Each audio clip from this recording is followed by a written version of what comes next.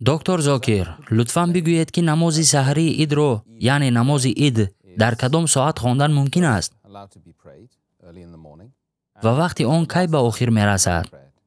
агар дар мавриди вақти адои намози ид сухан ронем, онро ҳар вақт адо кардан баъди баромадани офтоб аз уфуқ то баландии ҳудуди 3 метр то ба авҷи худ расидани он мумкин аст. ҷумҳури уламо бар он назаранд ки ин вақт аз лаҳзаи баромадани офтоб аз уфуқ ба дарозии як найза ва то ба авҷи худ расидани он мебошад. вақти охирини намоз он вақтест ки офтоб аллакай ба авҷи худ наздик шудааст ва аз ҳама вақти пештараш ин вақтест ки офтоб аз уфуқ ба дарозии як найза баромадааст. дар китоби сунани абу довуд дар ҷилди якум китоби намоз ҳадиси 1131 гуфта мешавад ки дар вақти яке аз ду ин намозҳои ид Абдуллоҳ ибни Баср, яке аз саҳобии паёмбар саллаллоҳу алайҳи васаллам, ба адои намози ид бирафт ва дид ки имом намозро ба таъхир гузоштааст.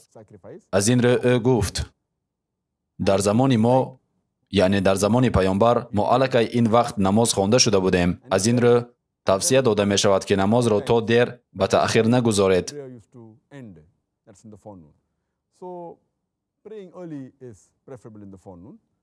ба қавли ибни Қудома, чуноне ки дар ҷилди дуюм дар саҳифаи 224 китоби Ал-Муғни зикр шудааст, агар мо дар бораи иди Қурбон сухан ронем, Идул Адҳа, пас намози ид ҳар чӣ барвақттар адо карда шавад, ҳамин ки офтоб бар уфуқ баромада ба авҷи худ нарасида бошад. зеро барои мардум вақт лозим аст то ин ки қурбониҳои худро забҳ кунанд ва барои пухтани гӯшт барои хӯроки нисфирӯзӣ вақт пайдо кунанд. ва агар ки мо дар бораи иди Саиди Фитр сухан ронем, Идул Фитр, пас намози ид хуб аст ки каме ба таъхир гузошта шавад, то мардум барои пардохти закоти фитр вақт пайдо кунанд.